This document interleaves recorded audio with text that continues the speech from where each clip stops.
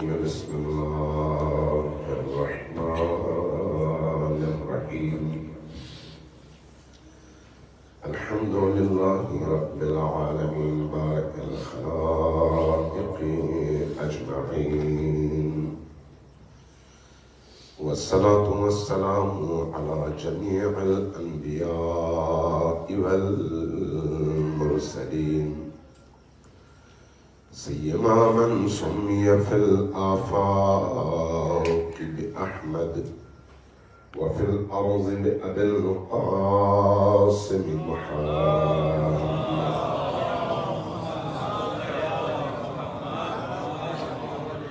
والصلاة والسلام على أولاده الطيبين الطاهرين المعصومين الميامين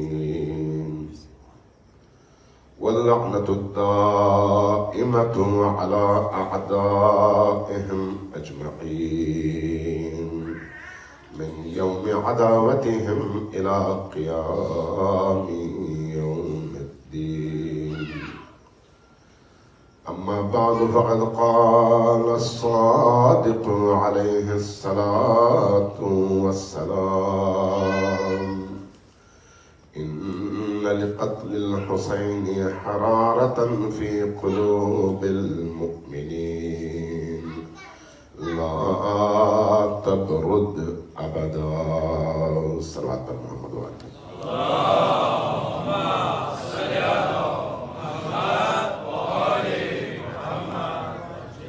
ان عبادات کی قبولیت کے لیے سب مل کر ذرا زیادہ اونچی آواز سے دل سے صلوات بھیجیے محمد وآل محمد.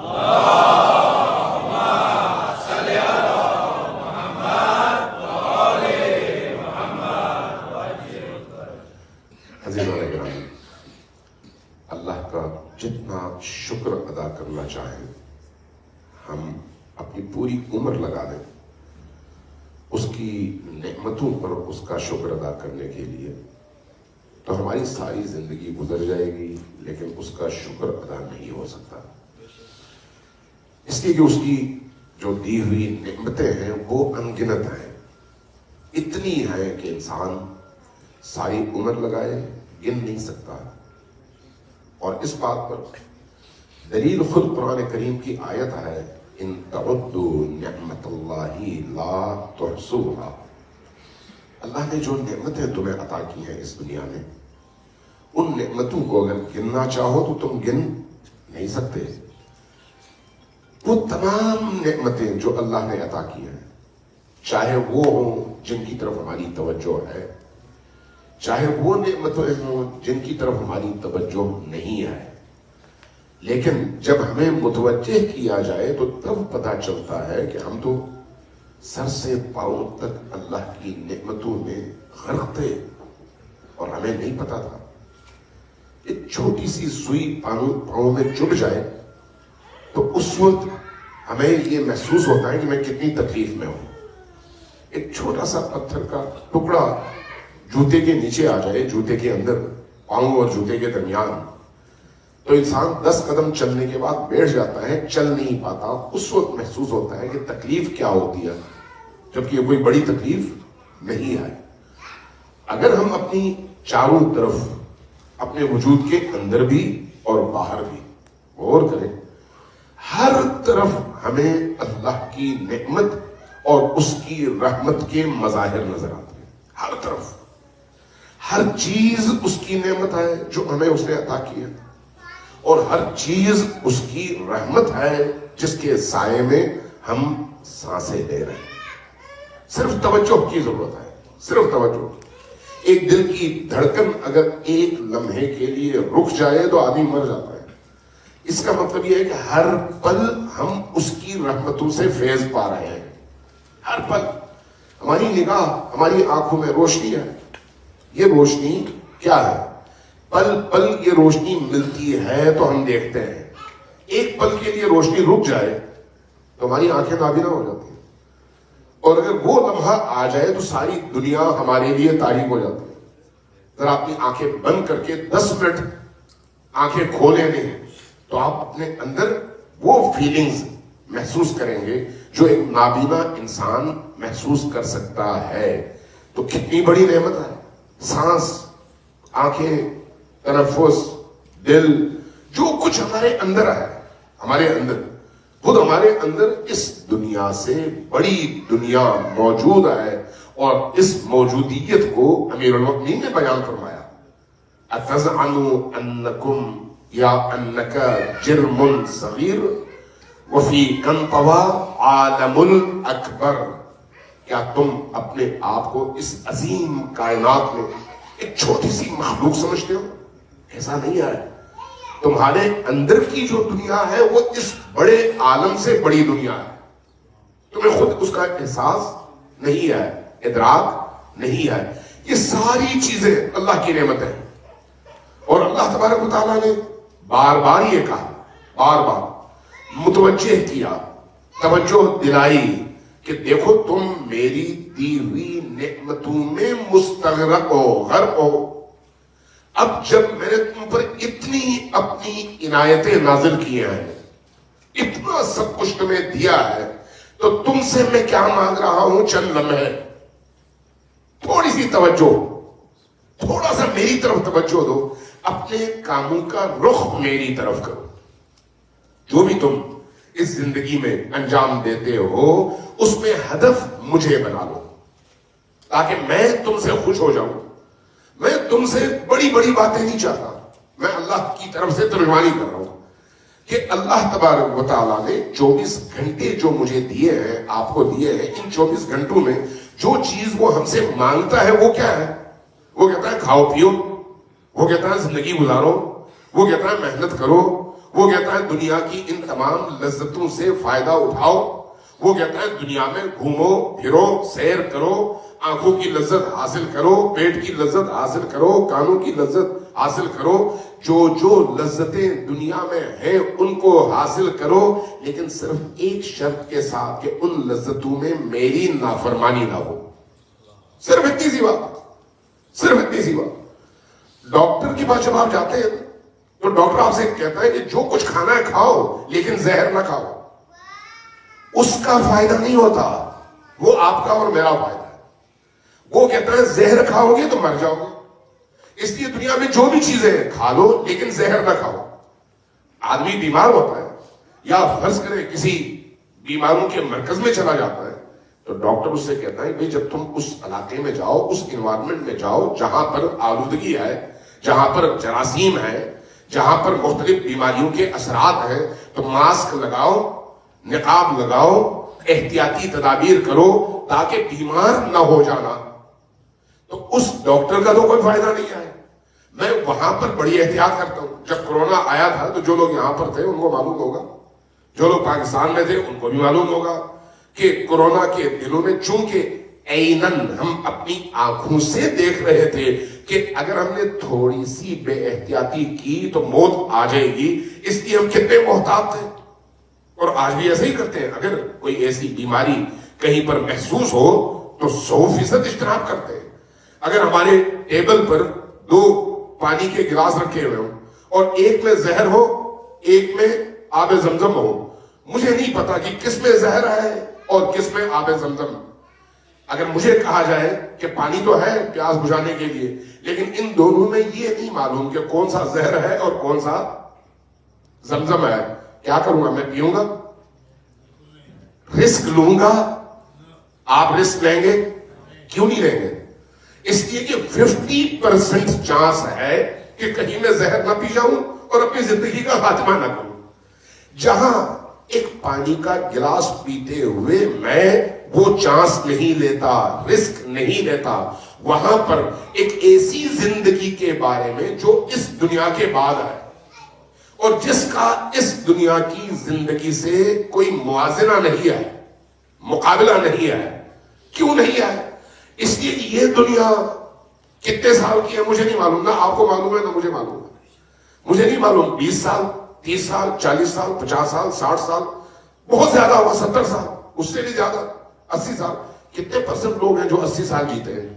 کتنے % لوگ ہیں جو 85 سال جیتے ہیں؟ کتنے % لوگ ہیں جو 90 سال جیتے ہیں؟ کتنے % لوگ ہیں جو 100 سال جیتے ہیں؟ کوئی آج کے اس معاشرے میں ایسا بندہ آپ کو ملتا ہے جس نے 150 سال زندگی گزاری ہو؟ کوئی نہیں ملتا 150 سال. لیکن اگر آپ کو مل جائے نا، اس سے جا کر پوچھیں کہ تمہیں اپنی پچھلی زندگی کیسی لگتی ہے، وہ فوراً کہے گا مجھے لگتا ہے جیسے کل کی بات تھی، میں جوان تھا. دنیا کی زندگی اتنی تیزی سے گزرتی ہے، اور جب گزر جاتی ہے اس وقت انسان کو نہیں پتا چلتا. جب نعمتیں آہستہ آہستہ چھننے لگتی ہیں، جب صحت چھن جاتی ہے، جب توانائی چھن جاتی ہے، جب انسان کا اختیار چھن جاتا ہے، ایک وقت ایسا آتا ہے جب انسان اپنے اندر سے نکلنے والی غلاظت کو بھی کنٹرول نہیں کر سکتا، تو تب پتا چلتا ہے کہ میں کتنا حقیر، کتنا کمزور ہوں. ایسا ہے. روٹین میں اگر آپ دیکھیں تو ہماری زندگیوں میں ایک ہسپتال میں بیڈ پر موجود فرد کو آپ دیکھ لیں جو اپنی مرضی سے اپنا ہاتھ ہلا نہیں سکتا، اپنی ٹانگیں ہلا نہیں سکتا، اپنی مرضی سے کھانا کھا نہیں سکتا. اس کو پائپ کے ذریعے سے کھلاتے ہیں اور پائپ کے ذریعے سے نکالتے ہیں. کتنا محتاج ہے. مجھے اور آپ کو اس بیڈ پر پہنچنے میں کتنی دیر لگتی ہے؟ کتنی دیر لگتی ہے؟ 5 منٹ، 1 منٹ. ایک حادثہ سبب بن سکتا ہے. وہ حادثہ کوئی بھی ہو سکتا ہے کہ میں اس صحت مند زندگی سے اس مقصور زندگی تک پہنچ جاؤں. آج اپنے آپ کو میں سب کچھ سمجھ رہا ہوں اور اس لمحے مجھ سے زیادہ کمزور کوئی نہ ہو اس دنیا. یہ ہے انسان کی حقیقت. اس نعمت والی زندگی میں اللہ نے ہم سے کیا کہا؟ اللہ نے ہم سے کہا کہ مجھے نہیں چاہیے، تمہیں چاہیے. جب میں تم سے کہتا ہوں یہ کرو، یہ کرو، یہ کرو، یہ نہ کرنا، تو یہ جو میں تمہیں منع کرتا ہوں یہ اس لیے منع نہیں کرتا کہ اس میں میرا کوئی فائدہ ہے، اس لیے منع کرتا ہوں کہ اس کی وجہ سے تم جس مقام تک پہنچ سکتے تھے اس تک پہنچ نہیں پاؤ گے، رک جاؤ گے، اور بعد میں جب تمہیں محسوس ہوگا تو اس وقت پچھتانے کا کوئی فائدہ نہیں ہوگا. اس وقت چاہے تم لاکھ پچھتاؤ اس مقام تک پہنچ ہی نہیں سکتے.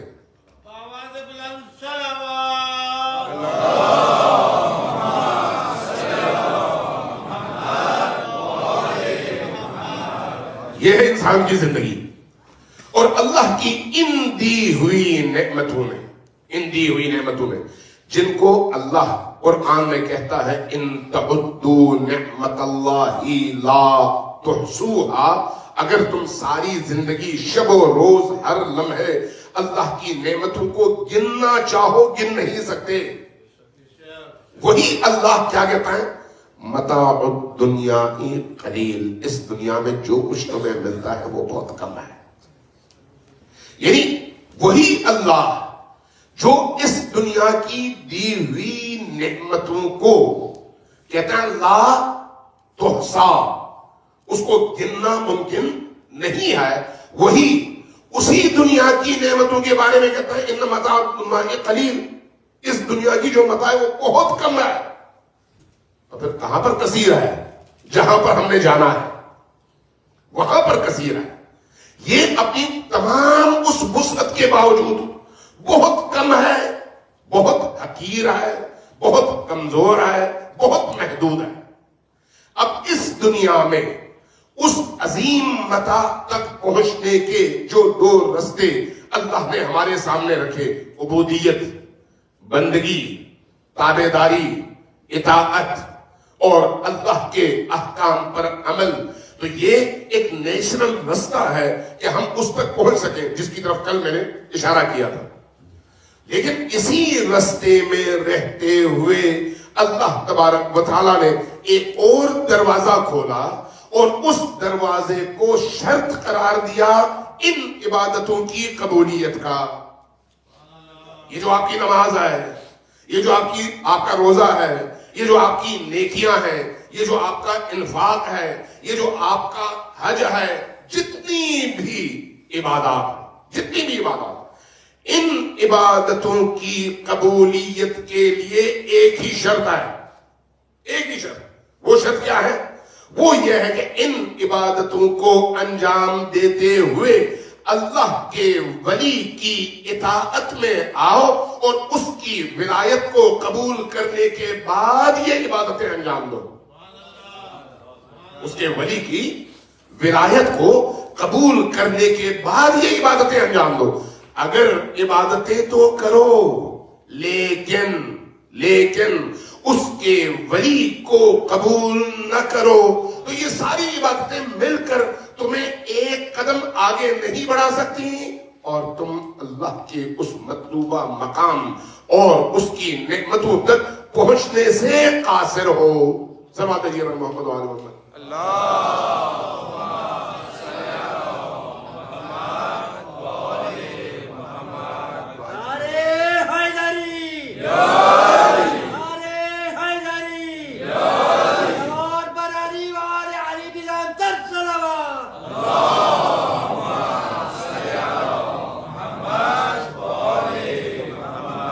ایک دفعہ پھر ذرا صلوات بھیجیں بر محمد و آل محمد.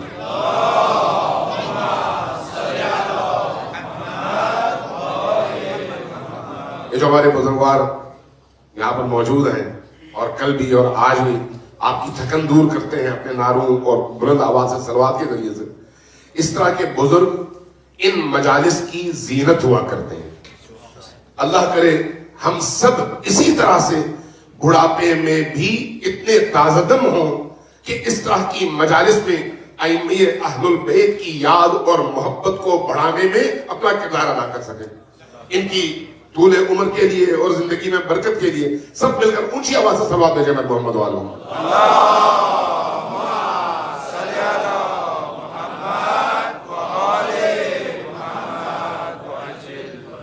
تو ان عبادتوں کو جو ہمیں کمال تک پہنچانے کا ذریعہ ہے، ان کو بھی کمال تک پہنچنے کے لیے جس سہارے کی ضرورت ہے وہ سہارا ہے ولی کی ولایت. ورنہ یہ عبادتیں کھوکھلی ہیں. اگر عبادت ہو ولی کی ولایت کے سائے میں نہ ہو تو چاہے آپ 1000 سال عبادت کر لیں، وہ 1000 سال کی عبادت کسی کام کے لیے ہے. کیوں نہیں ہے؟ خود قرآن ہی بات کرتا ہے، احادیث ہی بات کرتی ہیں، انبیاء نے یہ بات کی ہے، اللہ نے یہ بات کی ہے. ابلیس کو سب پہچانتے ہیں، سارے مذاہب پہچانتے ہیں. ابلیس کس لیے راندہ درگاہ ہوا؟ عبادت نہ کرنے کی وجہ سے نہیں. وہ تو یہ کہتا خدایا جتنا کہو میں نماز پڑھنے کو تیار ہوں، جتنا کہو میں تسبیح پڑھنے کو تیار ہوں، جتنا کہو میں رکوع کے لیے تیار ہوں، سجود کے لیے تیار ہوں، تیری عبودیت اور بندگی کے لیے تیار ہوں. بس ایک بات مجھ سے ہضم نہیں ہوتی، وہ کیا؟ تیرے ولی کے سامنے جھکنا. ولی کے سامنے نہیں جھکوں گا، باقی جو بھی کہو اس پر میں عمل کروں گا. اللہ تبارک و تعالیٰ نے کیا فرمایا؟ مجھے تمہاری عبادتوں کی کوئی ضرورت نہیں ہے. اگر تم نے نجات پانا ہے تو تمہاری ان عبادتوں کی قبولیت کا دار و مدار اس پر ہے کہ جس کو میں نے اپنا ولی مقرر کیا ہے اس کے سامنے سر جھکاؤ تاکہ تمہاری عبادت قبول ہو سکے.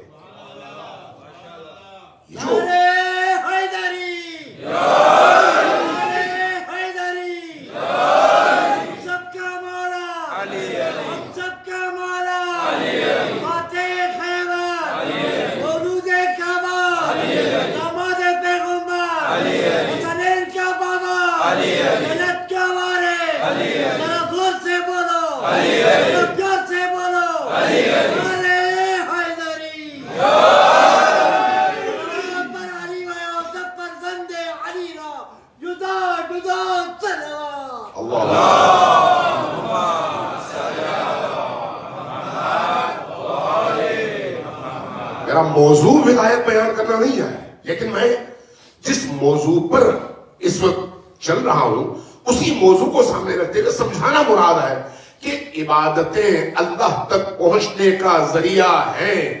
ان عبادتوں کو چھوڑ کر کوئی شخص کبھی بھی اللہ تک نہیں پہنچ سکتا، نہ آخرت تک پہنچ سکتا ہے. اس لیے نمازوں میں پابندی کریں فرض ہے، روزے کی پابندی کریں فرض ہے، عبادات، مناجات، قرآن کی تلاوت، اللہ سے راز و نیاز، تنہائیوں میں اپنا دل اللہ کے سامنے کھولنا، تنہائیوں میں سجدے کرنا، تنہائیوں میں اللہ سے راز و نیاز اور گفتگو کرنا، حسین ابن علی اور آل حسین، علی اور آل علی، محمد و آل محمد کو اپنی زندگی میں جگہ دینا، اپنے دل کو ان کے لیے ان کا گھر بنانا، یہ ساری کی ساری عبادتیں ہیں، ساری کی ساری عبادتیں. اور یہ ساری عبادتیں وہ ہیں جو انسان کو اوپر کی طرف لے جاتی ہیں. لیکن کچھ ان میں سے فرائض ہیں. ان فرائض میں سے افضل ترین فریضہ اللہ کے ولی کی ولایت کو قبول کر کے اس کی محبت کو دل میں بسانا اور اپنے دل کو اس کا گھر بنانا ہے. سب سے بہترین عبادت اور افضل ترین عبادت. اس کا مطلب فرائض سے فرار نہیں آئے، فرائض اور واجبات کی ادائیگی سے فرار نہیں آئے.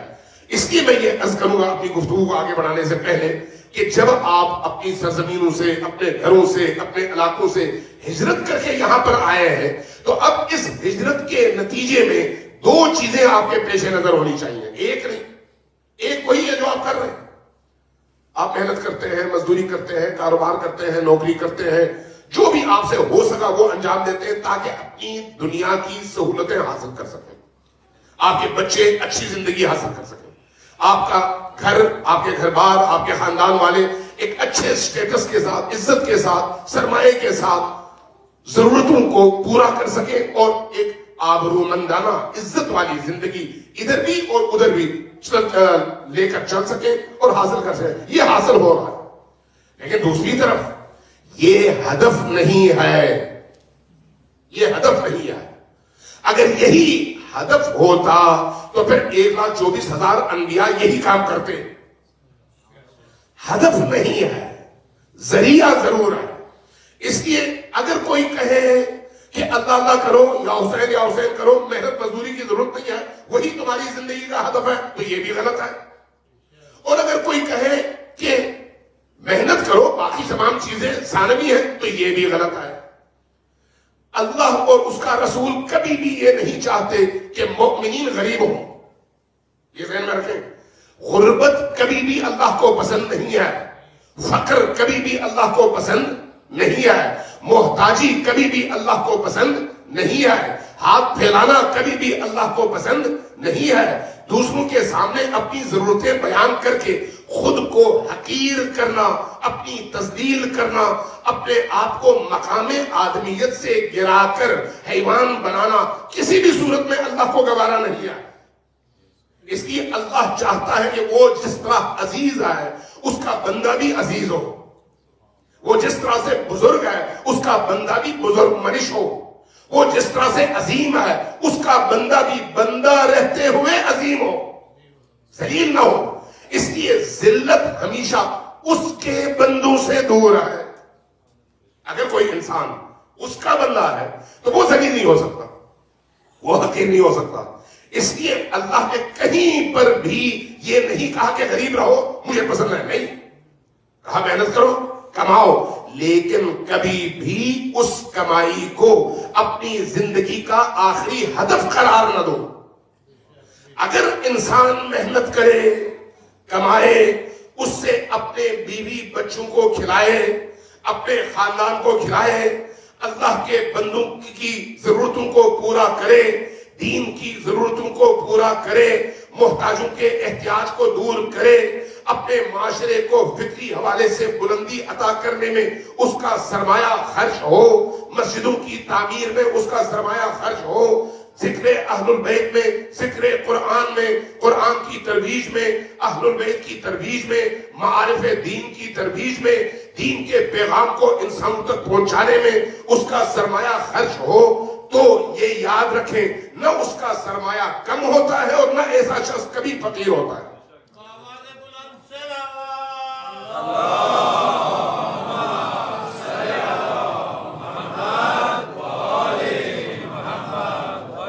مزے کا نقطہ عرض کرتا ہوں، پوری روایات کا جو ذخیرہ ہے اس میں تلاش کریں.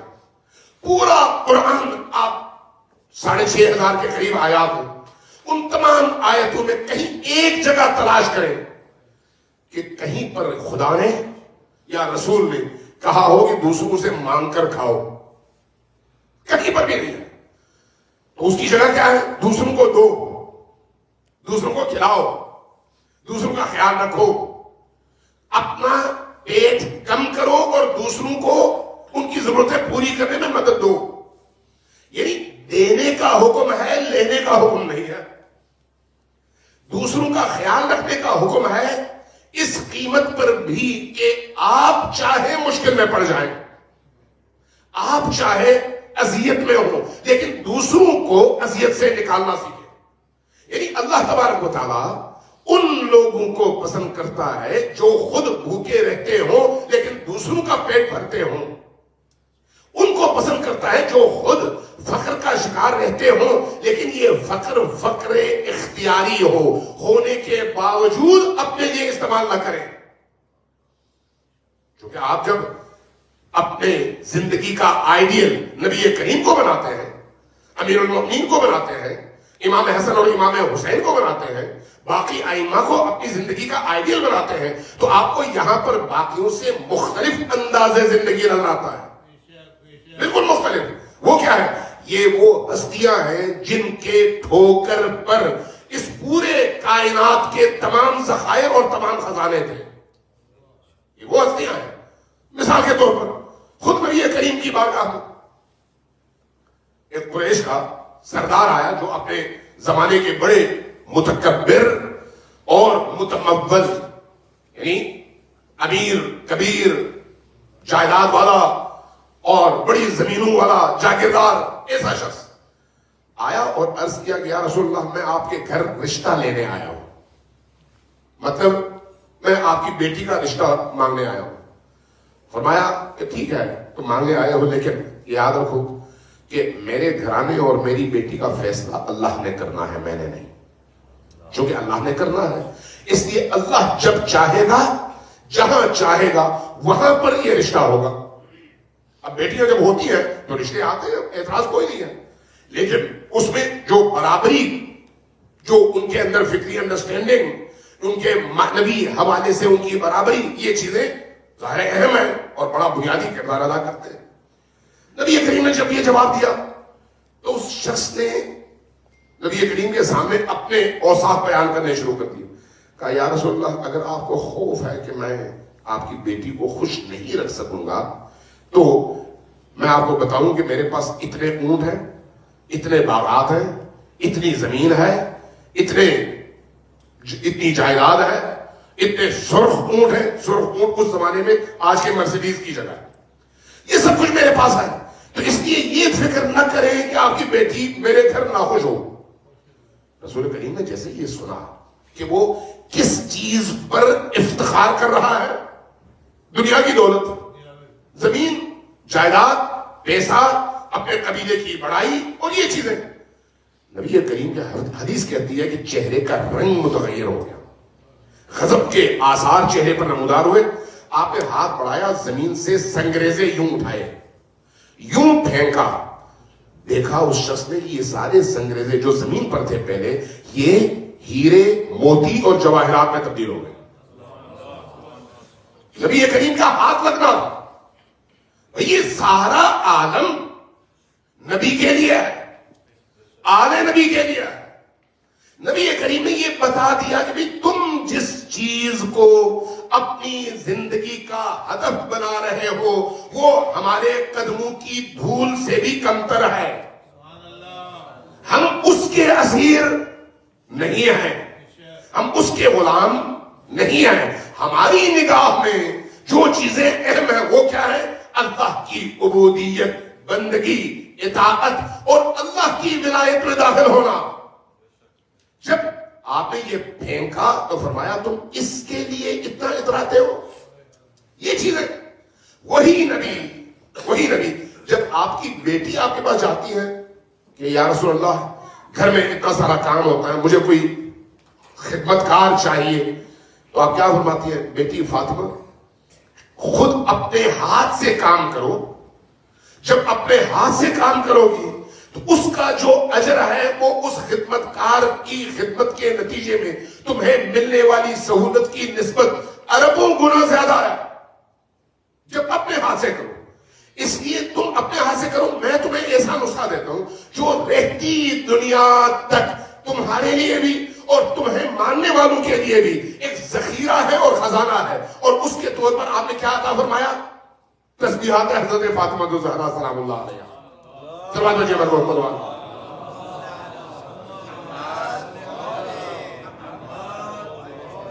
تو کیا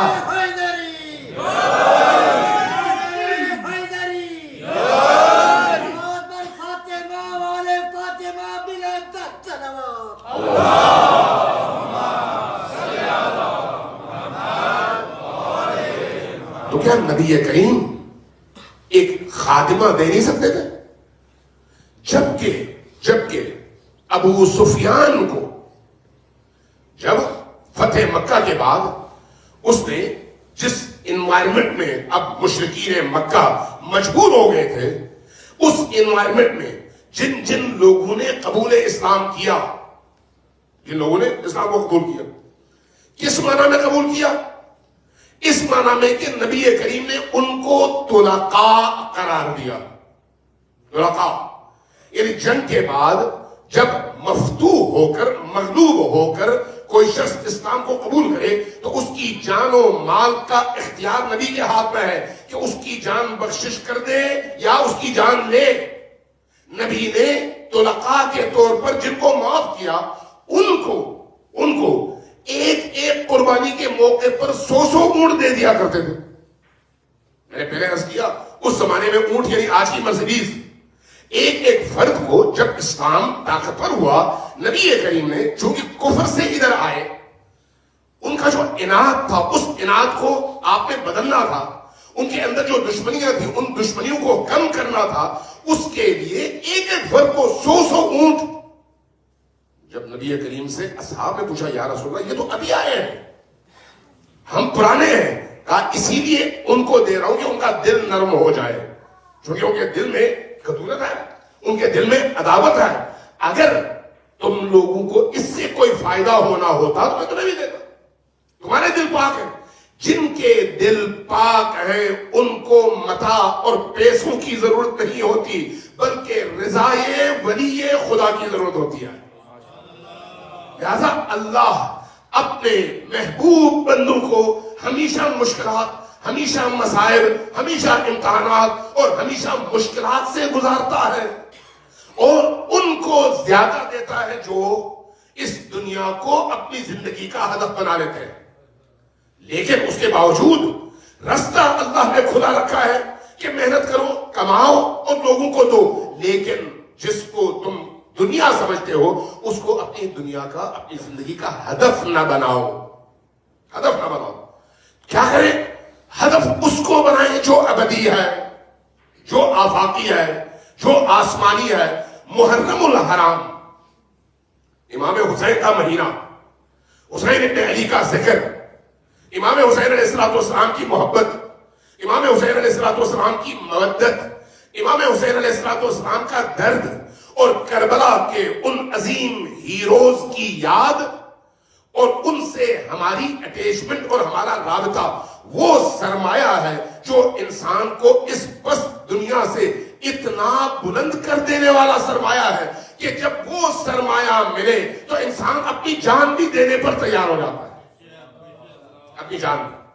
اس لیے یہ جو محرم کی مجالس ہے، ان مجالس میں بچوں کو لے کر آئیں. ایسا نہ ہو کہ بچے آپ کے اس کلچر سے ناآشنا رہیں. دودھ پیتے بچوں کو بھی لے آئیں، کیونکہ وہ جب سانس لیتے ہیں تو جس فضا میں حسین حسین ہو، اس فضا کی سانسیں اور ہوائیں بھی اس بچے کے اندر نور بھرنے کا کام کرتی ہیں. اس لیے یاد رکھیں.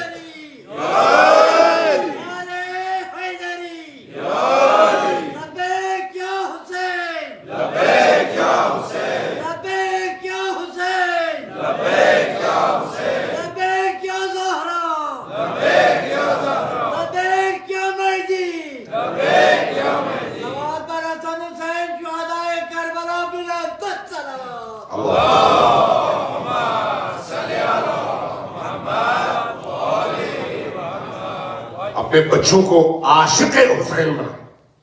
عاشق حسین یہ یاد رکھیں، یہ جو عشق حسین ہے یہ دنیا کا سب سے بڑا اللہ کی طرف سے انعام ہے. عشق حسین نعمتوں میں تمام نعمتوں سے بھاری نعمت یہی عشق و ولائے حسین ہے. اور اللہ تبارک و تعالیٰ نے غدیر کے میدان میں الیوم اکملت لکم دینکم واتممت علیکم نعمتی ورضیت لکم الاسلام دینا کہہ کر یہ بتا دیا ہے کہ اگر ولایت نہ ہو تو تمام دنیا کی تمام نعمتیں مل کر نامکمل ہیں. ولایت مل جائے ساری زندگی چھن جائے تو اس ولایت کے صدقے میں سب کچھ تمہیں مل جاتا ہے. اور یہ ایام ولایت حسین کو زندہ کرنے کے ایام، یہ ایام ولایت امام حسین علیہ السلام کے سائے میں آ کر اپنے آپ کو زندگی دینے اور حقیقی زندگی کا حامل بننے کے ایام ہے. سماعت نجیب محمد وآل محمد.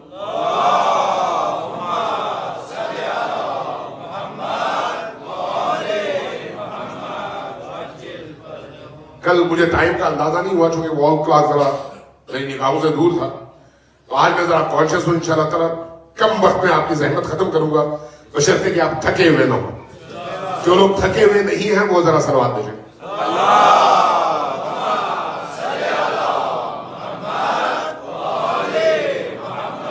عزیزان گرامی یاد رکھیے، یہ جو مجالس ہمیں حکم دیا گیا ہے کہ اگر تم اپنی زندگیوں میں نحوستوں کو دور کرنا چاہو، اپنی زندگی سے نجاستوں کو دور کرنا چاہو، اپنی زندگیوں میں نور لے کر آنا چاہو تو اپنے گھر میں بھی ذکر حسین کرو، اپنی گاڑی میں بھی ذکر حسین کرو، اور اپنی عام زندگی میں بھی ہمیشہ ذکر حسین کے ذریعے سے اپنے آپ کو نور سے متصل رکھو. ذکر حسین نور ہے. ذکر حسین دنیا کی کمائی کا ذریعہ نہیں ہے بلکہ ذکر حسین حسین کو کمانے کا ذریعہ ہے. اور جس کو حسین مل جائے اس کو سارا عالم مل گیا. جس کو حسین مل گیا اس کو خدا مل گیا.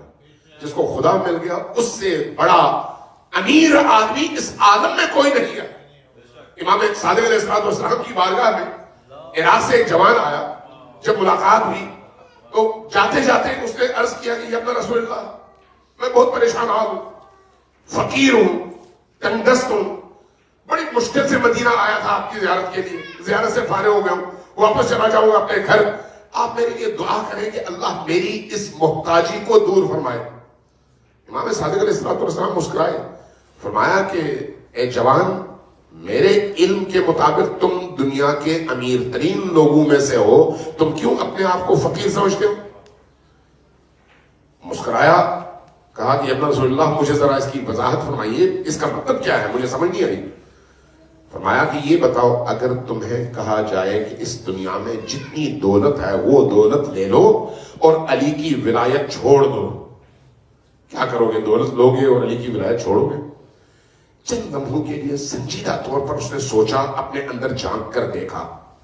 یہ جو مرحلہ ہے، میں یہاں پر کہا کرتا ہوں، یہ جو مرحلہ ہے یہ امتحان کا مرحلہ ہے. بولنا آسان ہے، دعویٰ کرنا آسان ہے. جب موت انسان کی نگاہوں کے سامنے کھڑی ہو، کلاشنکوف کی گولی سامنے موجود ہو اور ایک لمحے کے بعد وہ گولی آپ کی جان لے سکتی ہو، آپ کے نرخرے پر یزید وقت کا خنجر موجود ہو اور آپ کے ایک انکار کے نتیجے میں آپ کا گلا کٹ سکتا ہو اور آپ دنیا سے جا سکتے ہو، یہ وہ مرحلہ ہے جو امتحان کا ہے. اسی طرح سے جہاں پر تھوڑا سا پیسہ مل رہا ہو، وہ تھوڑا سا پیسہ اللہ کی نگاہ سے، لوگوں کی نگاہ میں ہو سکتا ہے وہ لاکھ، 2 لاکھ، 4 لاکھ، 5 لاکھ، کروڑ ڈالر ہو فرض کریں، لیکن اللہ کی نگاہ میں اس کی کیا قیمت ہے اور خود انسان کی زندگی میں اس کی کیا حیثیت ہے.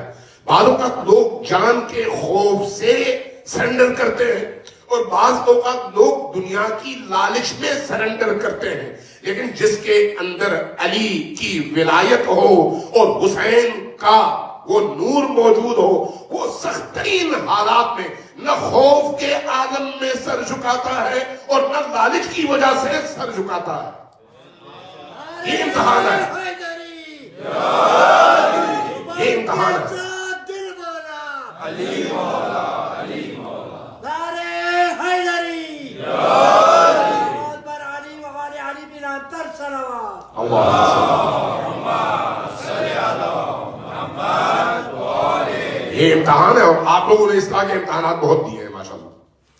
اس لیے میں اکثر کہا کرتا ہوں کہ ہمارے یہ جو اس علاقے کے دوست احباب اور مؤمنین ہیں، یہ اسلام، تشیع اور مکتب اہل البیت کا بازوئے شمشیر زن ہے، بازوئے شمشیر زن، جس پر پوری قوم کو فخر ہے کہ یہ لوگ، یہ جوان غیرت علوی کی علامت ہیں آج کی دنیا میں، حوصلے ہے علوی کی، اور یہی روح علی کے ماننے والوں کے اندر زندہ ہونی چاہیے اور ہمیشہ رہنی چاہیے۔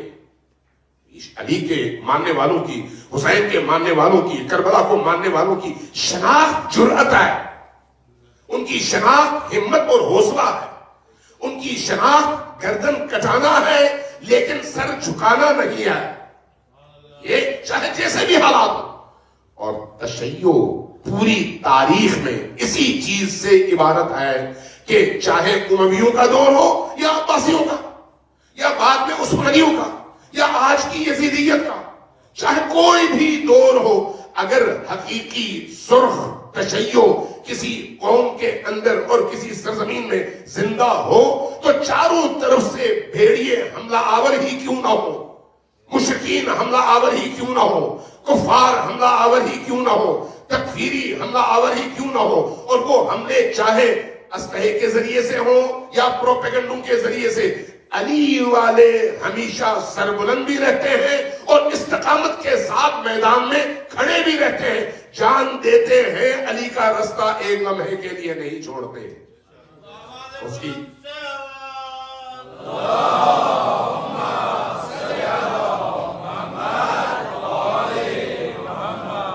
جب اس جوان سے امام نے پوچھا کہ یہ بتاؤ کہ کیا تم دو گے علی کی ولایت اور ساری دنیا کی دولت لوگے؟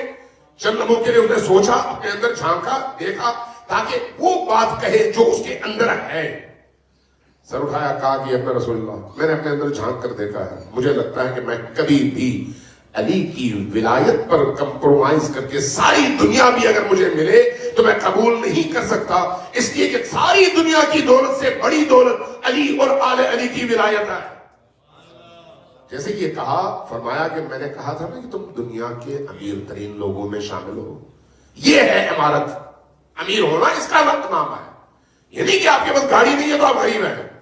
غریب وہ ہے جس کے پاس علی اور آل علی کی ولایت نہیں ہے، غریب وہ ہے جس کے پاس محرم نہیں ہے، غریب وہ ہے جس کے پاس عاشورہ نہیں ہے، غریب وہ ہے جس کے پاس حسین پر بہانے کے لیے اشک نہیں ہے، غریب وہ ہے جس کے پاس حسین کے درد کو اپنے اندر سمیٹنے کے لیے وہ پاکیزہ دل نہیں ہے۔ وہ فقیر ترین انسان اور فقیر ترین قوم ہے، وہ فقیر نہیں ہے جس کے پاس اشک ہے، جس کے پاس حوصلہ ہے، جس کے پاس درد کربلا ہے، جس کے پاس کربلا کا حوصلہ ہے اور ہمت، غیرت اور شجاعت ہے، وہ کبھی بھی غریب قوم نہیں ہوتی۔ نعرہ حیدری جوہر حسین، بادشاہت حسین، دینت حسین، دین پناہت حسین، صدام دست ندام در دست یزید، حکام کے بنا الہت حسین، نعرہ حیدری حسین جوادائے کربلا بلند صلوات اللہم صلی علی محمد۔ میں ان ایام کی نبیت کے حوالے سے چاہ رہا تھا کہ آج کچھ آیات کی تشریح اور تفسیر کے ذریعے سے آپ کی خدمت میں عرض کر سکوں یہ کون سے ایام ہیں، لیکن میں دیکھ رہا ہوں ٹائم ختم ہو رہا ہے، اس لیے میں صرف ایک نقطے کی طرف اشارہ کروں تاکہ آپ کا ذہن آمادہ ہو۔ کل پھر میں اسی گفتگو کو ذرا قرآن کی آیات کے ضمن میں آپ کی خدمت میں پیش کروں گا۔ ذرا سلام دیجیے میں محمد و آل محمد۔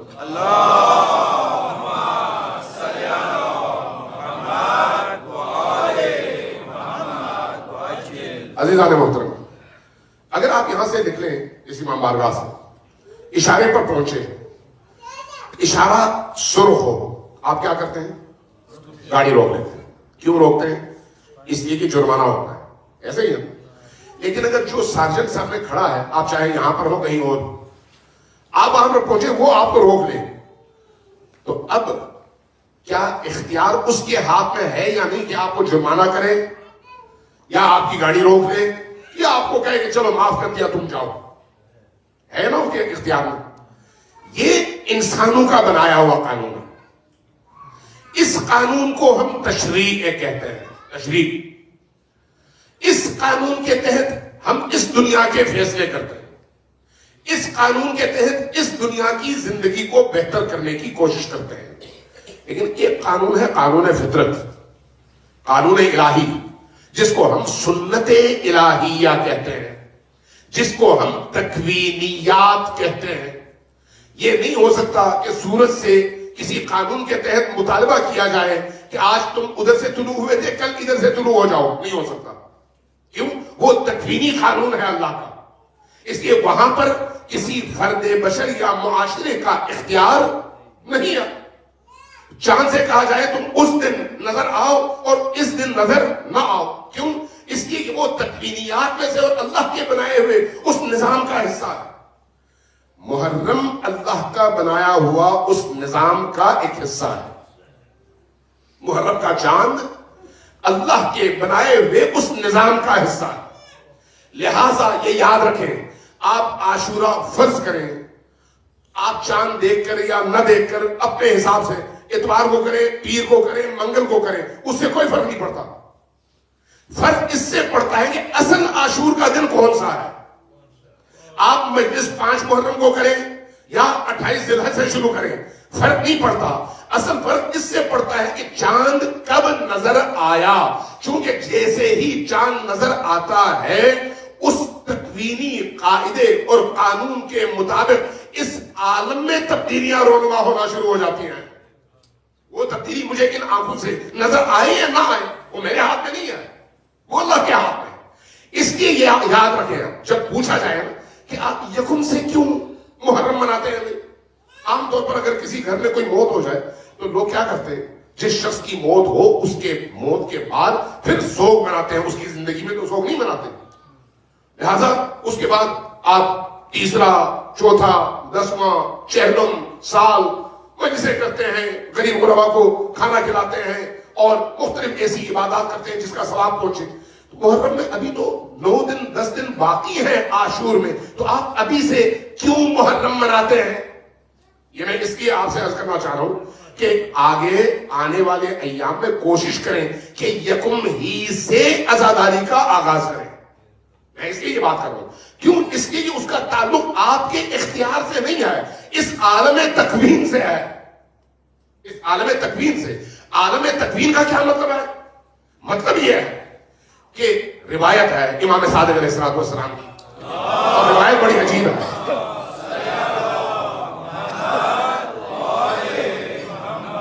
دو روایتیں عرض کروں گا اور اس کے بعد اس گفتگو کو ختم کروں گا.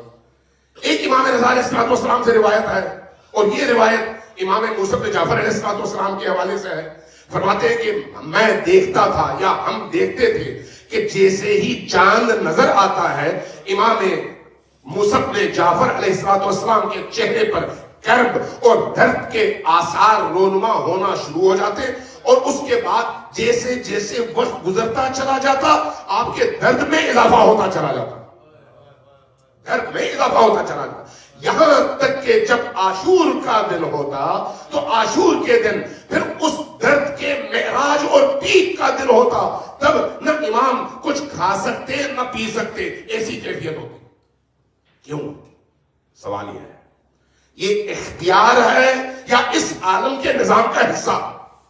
دوسری روایت کہتی ہے، وہ امام صادق علیہ السلام کے حوالے سے ہے، کہ بعض راوی بیان کرتے ہیں کہ اگر ہمیں نہ معلوم ہوتا کہ چاند نظر آیا ہے یا نہیں، تو ہم دیکھتے کہ آیا جب میں رسول اللہ فرزند زہرا امام صادق علیہ السلام کے گھر کی کیا صورتحال ہے. جس رات اس گھر میں بکا، رونے اور گریا کی آواز بلند ہوتی، ہم سمجھ جاتے ہیں کہ آج ماہ محرم کی پہلی ہے، چاند نظر آ گیا. وجہ کیا ہے؟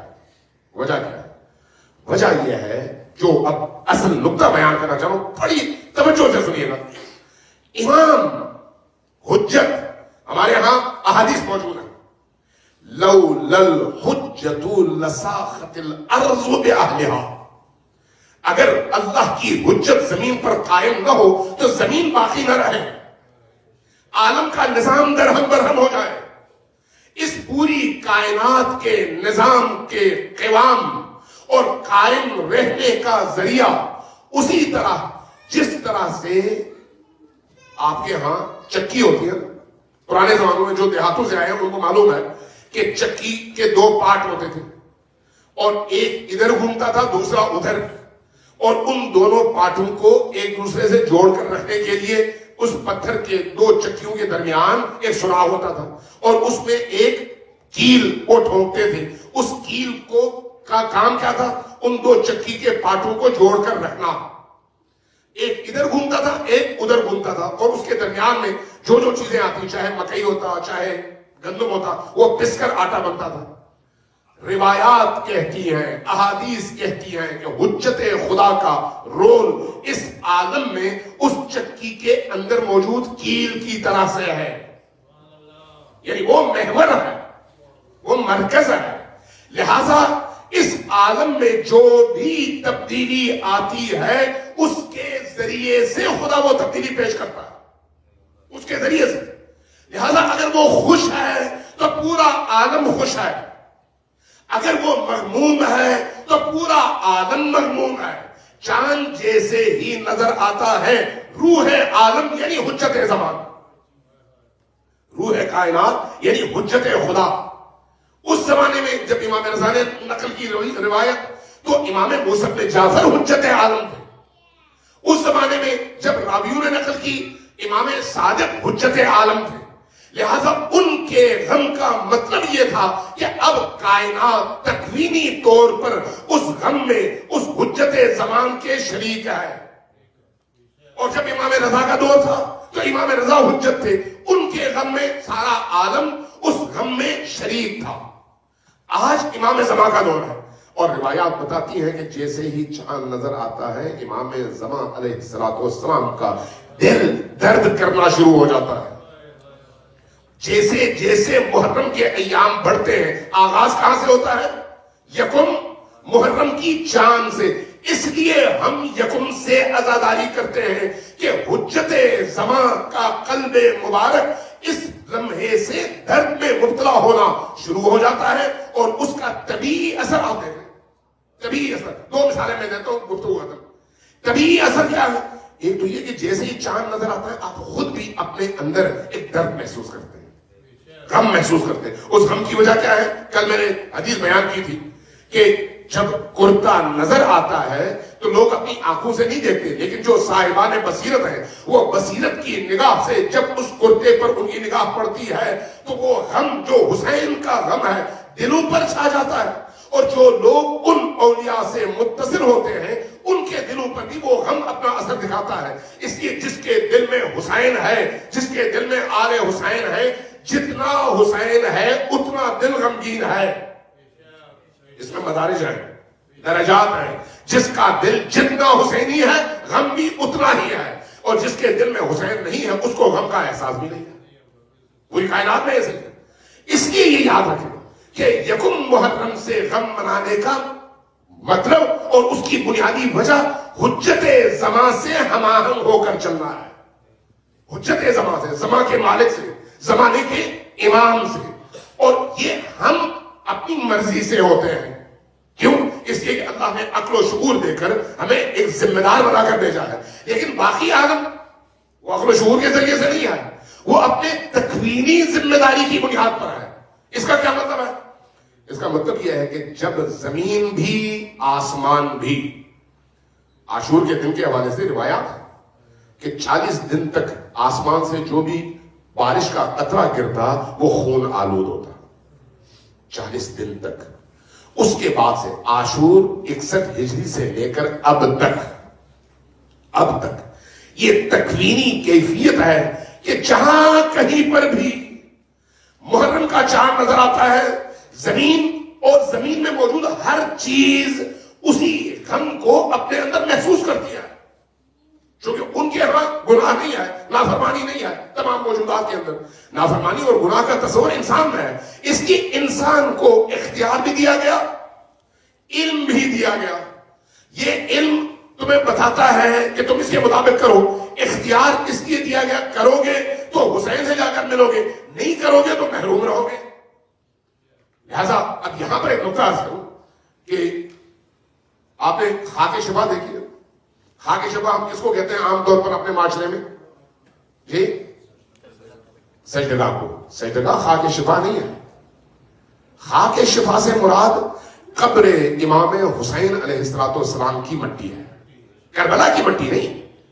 کربلا کی مٹی کربلا کی مٹی ہے، سجدگاہ کربلا کی مٹی سے بنائی گئی وہ سجدگاہ ہے، مٹی کی جو ٹکیا ہے وہ کربلا کی مٹی سے یا مشہد کی مٹی سے یا کسی بھی امام معصوم کے اس سرزمین کی مٹی سے بنائی گئی مٹی ہے۔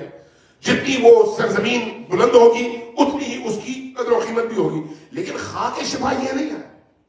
خاک شفا کیا ہے؟ قبر حسین کی مٹی، قبر حسین کی۔ اس کی خصوصیت کیا ہے؟ اس کی خصوصیت یہ ہے کہ اگر کہیں پر قبر حسین کی مٹی کسی کے ہاتھ میں آ جائے، اگر بندہ مریض ہو، ذرہ برابر اس مریض کو آپ کھلا دیں، وہ مریض شفا یاب ہو جاتا ہے۔ اس لیے کہتے ہیں خاک شفا، اس لیے کہتے ہیں، کوئی اور وجہ نہیں ہے۔ اس لیے میرے بعض مراجع اور بزرگوں کا پڑھا کہ جب کہیں پر طغیانی آتی تھی سیلاب کی صورت میں، بارشوں کے بعد، جیسے آج کل موسم ہے پاکستان میں، بعض دنیا کے دیگر ممالک میں بھی، تو ایسے موقع پہ اس طغیانی کو روکنے کے لیے وہ جس چیز کو استعمال کرتے تھے وہ قبر حسین کی مٹی ہے۔ ذرہ برابر ڈال دیا، وہ طغیانی تھم گئی اور وہ سیلاب خاموش ہو گیا۔ امام حسین علیہ السلام کے قبر کی مٹی میں یہ خصوصیت ہے، اور یہ تکوینی خصوصیت ہے، یعنی اللہ نے یہ خصوصیت اس کے اندر رکھی ہے، کسی معاہدے کی وجہ سے نہیں ہے، یا ہمارے سمجھنے کی وجہ سے نہیں ہے۔ ہم قبول کریں یا نہ کریں، اس میں یہ خصوصیت ہے۔ جس طرح سے زہر ہے اور شہد ہے، شہد کو ہم چاہیں یا نہ چاہیں میٹھا ہے، زہر کو چاہیں یا نہ چاہیں کڑوا ہے، چونکہ تکوینی طور پر اس کے اندر یہ خصوصیت موجود ہے۔ اللہ تبارک و تعالیٰ نے قبر حسین کی مٹی میں یہ خصوصیت رکھی ہے۔ لہذا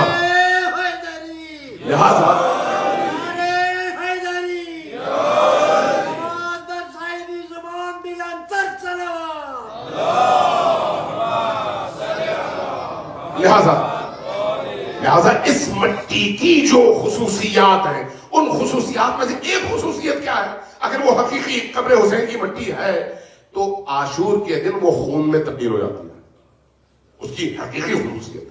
اگر وہ حقیقی مٹی ہے تو خون میں تبدیل ہو جائے گی، چونکہ یہ میں نے خود اپنی آنکھوں سے دیکھا ہے، سنی سنائی بات نہیں کرتا، چونکہ احادیث میں تو موجود ہے، لیکن میں اپنی آنکھوں سے دیکھا ہے۔ میں ایک واقعہ نقل کر دیتا ہوں، بات ختم۔ ہمارے استاد تھے، ان کا انتقال ہو گیا، ان کے استاد علامہ طباطبائی تھے۔ علامہ طباطبائی صاحب تفسیر المیزان، انہوں نے یہ واقعہ نقل کیا، کہنے لگے عاشور کا دن تھا، میں مختصر کر رہا ہوں، عاشور کا دن تھا، میں حضرت معصومہ سلام اللہ علیہا کے حرم میں جا کر وہاں سے تمام عبادتوں سے فارغ ہونے کے بعد سامنے ایک چھوٹا سا قبرستان ہے، زیادہ سے زیادہ 1000 گز پر محیط ہوگا، اس کی ارد گرد اس وقت دکانیں ہیں، لیکن اندر قبرستان ہے۔ اس قبرستان میں بڑے بڑے اللہ کے اولیاء دفن ہیں، بڑے بڑے ولی دفن ہیں۔ کہنے کہ میں حضرت معصومہ کی زیارت کے بعد، دعاؤں کے بعد، عبادات کے بعد حرم سے نکلا اور ادھر چلا گیا۔ وہاں پر میں نے سامنے دیکھا علامہ طباطبائی، علامہ طباطبائی محمد حسین طباطبائی، جو صاحب تفسیر المیزان ہے، اور المیزان یہ آج کی تاریخ کی سب سے بڑی تفسیر ہے قرآن کریم کی۔ کہنے لگے کہ وہ قبلہ رخ ہو کر بیٹھے ہوئے تھے، ان کے بدن پر مٹی تھی، سر پر مٹی تھی، عاشور کا دن تھا اور عصر کا وقت۔ کہنے لگے میں نے یہ کیفیت دیکھی تو میں خاموشی سے جا کر ان کے پیچھے بیٹھ گیا۔ وہ خود بھی بہت بڑے ولی تھے خدا کے، علامہ طباطبائی بہت بڑے ولی تھے۔ کہنے لگے جب میں نے یہ منظر دیکھا، خاموشی سے پیچھے بیٹھ گیا اور بیٹھ کر کوئی دعا پڑھنے لگا۔ میں نے دیکھا علامہ طباطبائی کا عمل ختم ہو گیا، عصر عاشور عمل سے فارغ ہونے کے بعد انہوں نے فوراً میری طرف دیکھا پیچھے مڑ کر اور کہا، تمہیں چونکہ شاگرد تھے، جانتے تھے، کہا تمہیں پتا ہے کہ آج کون سا دن ہے؟ کہنے لگے اب مجھے تو معلوم تھا کہ آج عاشور ہے، اور یہ بھی معلوم تھا کہ استاد یہ تو نہیں پوچھ رہے کہ آج 10 محرم ہے، 9 محرم ہے، 11 محرم ہے. یہ سوال معنوی حوالے سے کر رہے ہیں، روحانی اور باطنی حوالے سے. کہنے لگے میں نے کہا کہ استاد آپ خود بتائیں آج کون سا دن ہے، آج خود بتائیں. انہوں نے کیا کیا؟ انہوں نے ہاتھ بڑھایا، زمین سے یوں مٹی اٹھائی، میرے سامنے اپنی ہتھیلی کھولی. جب کھولی تو میں نے دیکھا کہ ان کی ہتھیلی میں بھرا ہوا خون تھا، بھرا ہوا خون. میں نے پوچھا آج یہ کیا ہے؟ فرمایا اس وقت ساری زمین، ساری کائنات حسین پر خون کے آنسو رو رہی ہے. یہ ہے اثر، تکوینی اثر حسین ابن علی کے قتل اور شہادت کا محرم کے ان ایام میں اور عاشور کے دن اثر کے موقع میں. اس لیے ہم عزاداری سید الشہداء کا آغاز یکم محرم سے کرتے ہیں، اور عاشور کو وہ اپنے پیک پر پہنچتا ہے، پیک پر، اپنی بلندیوں پر. کیا عرض کروں کہ جب نبی کریم صلی اللہ علیہ وآلہ وسلم نے اپنی وفات سے پہلے اپنی زوجات میں سے بعض کو جمع کیا، جن میں روایات میں حضرت ام سلمہ کا نام آتا ہے، کہ حضرت ام سلمہ کو جب شیشی دی مٹی کی تو کیا کہہ کر دی کہ اے ام سلمہ میں تو وفات پا جاؤں گا لیکن تم اس وقت زندہ ہوگی، دیکھنا ایک دن آئے گا جب اس شیشی کے اندر مٹی خون میں تبدیل ہو جائے تو سمجھ لینا کہ میرا بیٹا حسین شہید ہو گیا، میرا بیٹا حسین شہید ہو گیا. جب یہ قافلہ مدینہ سے چلنے لگا، جب مدینہ سے چلنے لگا اور بی بی ام سلمہ کو معلوم ہوا، وہ بھاگتی آئی حسین ابن علی کی بارگاہ میں، اے میرے پیارے بیٹے حسین تم کربلا کی طرف جا رہے ہو، مجھے رسول نے یہ وصیت فرمائی تھی اور یہ مٹی دی تھی، نہ جاؤ کربلا ورنہ شہید ہو جاؤ گے. حضرت امام حسین نے کیا کہا؟ میری دادی اماں، نانی اماں، چاہے میں وہاں پر جاؤں یا نہ جاؤں، میں نے دشمنوں کے ہاتھوں قتل ہونا ہے اور یہی مقدر ہے، لیکن دین کی بقا اسی میں چھپی ہوئی ہے، اس لیے مجھے جانا ہے. اب جب آپ نے جانے کا فیصلہ کیا تو وہ مٹی بھی دیکھی اور فرمایا بی بی میں آپ کو اپنے شہداء کی لسٹ بتاؤں کہ کون کون میرے ساتھ شہید ہوں گے. اب یہاں پر بی بی ام سلمہ ہے، زوجیہ نبی ہے، اور سامنے حسین ابن علی ہیں. حسین ابن علی کہتے ہیں بی بی میری نانی اماں میں آپ کو وہ مقام دکھاؤں جہاں پر میں نے گرنا ہے اور شہید ہونا ہے؟ کیا میں آپ کو وہ مقام دکھاؤں جہاں پر میرے بھائی عباس کے بازو کٹنے ہیں؟ کیا میں آپ کو وہ مقام دکھاؤں جہاں پر میرا جوان بیٹا علی اکبر سینے پر برچھی کھا کر گرنے اور دفن ہونے والا ہے؟ کیا میں آپ کو وہ مقام دکھاؤں جہاں پر میرا ننا علی اصغر گلے پر تیر کھا کر زمین پر گرے گا اور جام شہادت نوش کرے گا؟ اب جب قافلہ تیار ہوا تو کون تھا؟ کہیں پر سکینہ تھی، کہیں پر رقیہ تھی، کہیں پر کبرا تھی، کہیں پر ننا علی اصغر تھا، اور حسین ان سب کو جمع کر رہے تھے اور فرما رہے تھے یہ میرے وہ سپاہی ہیں جنہوں نے اپنی کسی نے جان دے دیا ہے اور کسی نے اپنی چادر دے دیا ہے، لیکن اس دین کو بچانا ہے جو دین لے کر 1,24,000 انبیاء آئے اور میرے نانا رسول اللہ آئے.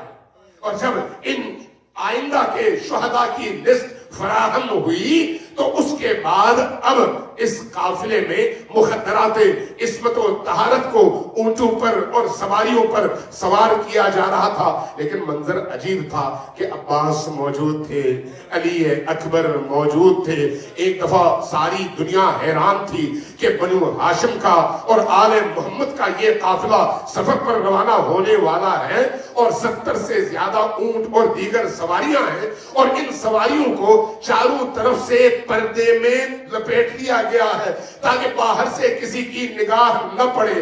اب وہ منظر عجیب ہے، کہیں پر علی اکبر ام کلثوم کو سوار کرا رہے ہیں، کہیں پر حضرت عباس علمدار زینب کبریٰ کو سوار کرا رہے ہیں. جس احترام کے ساتھ، جس ادب کے ساتھ ان ہستیوں کو گھوڑوں پر اور ان محملوں میں سوار کرایا جا رہا ہے، جب ایک طرف یہ منظر ہم دیکھتے ہیں اور دوسری طرف عصر عاشور عاشور کا منظر دیکھتے ہیں تو عصر عاشور کہاں اور مدینہ کا یہ منظر کہاں. ایک وقت وہ تھا جب یہاں پر اتنا احترام تھا اور ایک وقت وہ تھا جب انہی مخدرات عصمت و طہارت کے بازو پہ رسن باندھے جا رہے تھے.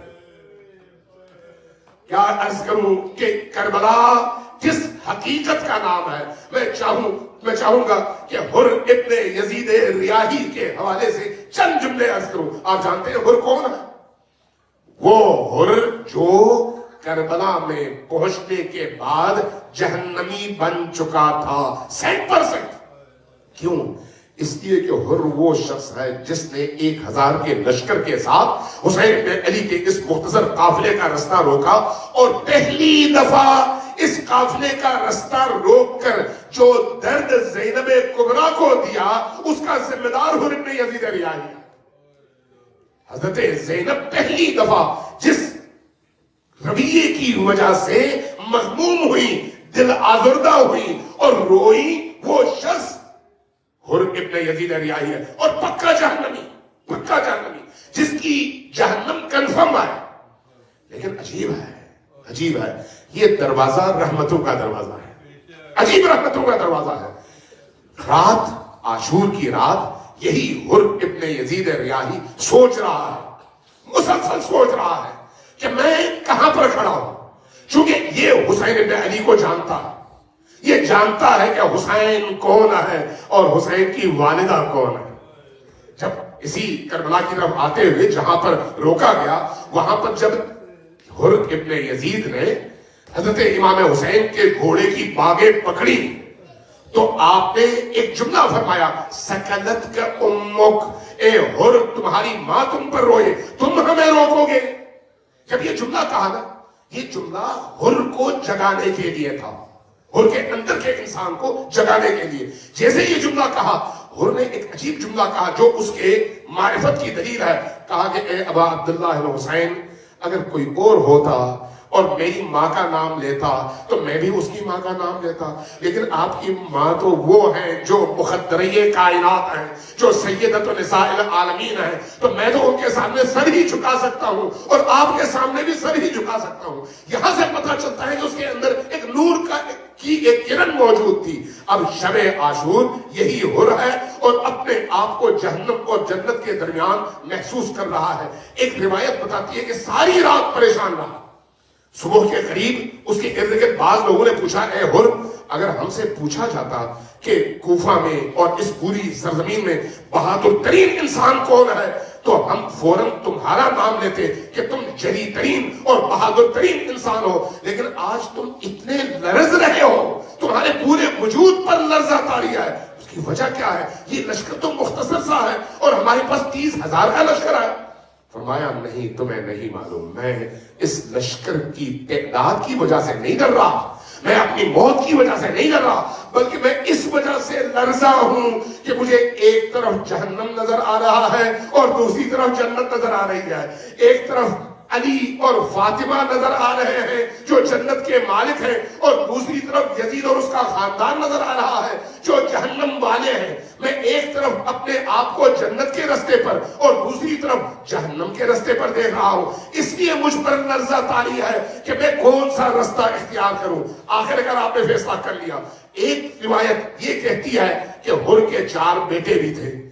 حر نے اپنے بیٹوں سے کہا کہ بیٹو تم آؤ، مجھے اس طرح سے حسین کی بارگاہ میں لے کر جاؤ جس طرح سے ایک اسیر اور قیدی کو لے کر جایا جاتا ہے. لہذا اپنے ہاتھ اپنی گردن کے پشت پر باندھ دیے اور باندھنے کے بعد اپنے بیٹوں کے ساتھ خیمہ حسینی کی طرف آیا، اور جیسے ہی حسین ابن علی کا دیدار ہوا اپنے آپ کو گھوڑے سے گرایا اور حسین کے قدموں میں گر پڑے. حسین کے قدموں پہ گر پڑے، اور جیسے ہی حسین کے قدموں پہ گرے حسین ابن علی نے اٹھایا، سینے سے لگایا اور کہا کہ حر تمہیں خوش آمدید کہتا ہوں کہ تم نے جہنم سے اپنے آپ کو نجات دلا دیا. جیسے ہی حر نے یہ سنا کہا کہ مولا پھر اگر ایسا ہے تو مجھے اجازت دیجئے میں سب سے پہلے اپنی قربانی آپ کی خدمت میں پیش کروں. اس لیے حر ابن یزید پہلے شہداء کی صف میں ہے. لیکن یہاں پر ایک عجیب واقعہ بعض روایات نے بیان کیا ہے کہ جیسے ہی حر ابن یزید ریاحی نے یہ کہا، اس کے بعد کہا کہ مجھے اجازت دیں میں کچھ اپنی ذمہ داری ادا کروں، کہا اجازت ہے، آپ فوراً آئے عباس کی بارگاہ میں، کہا مولا عباس میں شرمندہ ہوں کہ میں نے آپ لوگوں کا رستہ روکا، بیویوں سے اور مخدرات عصمت و طہارت سے، علی اور فاطمہ کی بیٹیوں سے میرے لیے معافی مانگنے، وہ مجھے معاف کر دے تاکہ میری نجات ہو جائے۔ جب یہ کہا تو عباس آئے خیمہ زینب کی طرف، جیسے ہی حر کی یہ ندا خیمہ زینب تک پہنچی، زینب رو رہی تھی، کہنے لگی اے حر ہم نے بھی تمہیں معاف کیا اور اللہ بھی تمہیں معاف فرمائے۔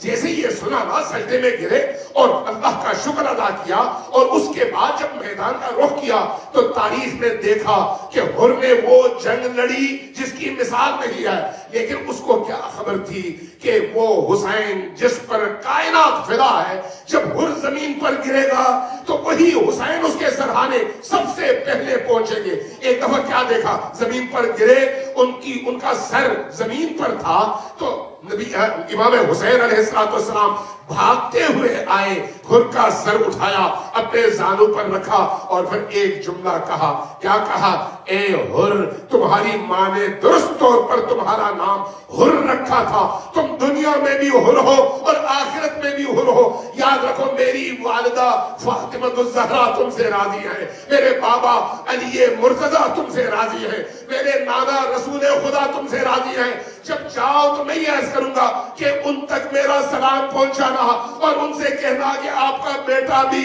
ابھی کچھ مصیبتوں سے مزید گزرنے والا ہے، اور ان مصیبتوں سے گزرنے کے بعد اپنے چھوٹے سے جگر گوشے علی اصغر کو اپنے ہاتھوں سے دفن کرنے کے بعد وہ بھی آپ کی بارگاہ میں آنے والے ہیں، میرا سلام کہنا، میں بھی تمہارے پیچھے آ رہا ہوں۔ اِنَّا لِلَّهِ وَإِنَّا إِلَيْهِ رَاجِعُونَ وَسَيَعْلَمُ الَّذِينَ ظَلَمُوا أَيَّ مُنقَلِبٍ يَنقَلِبُونَ۔ ماتم حسین۔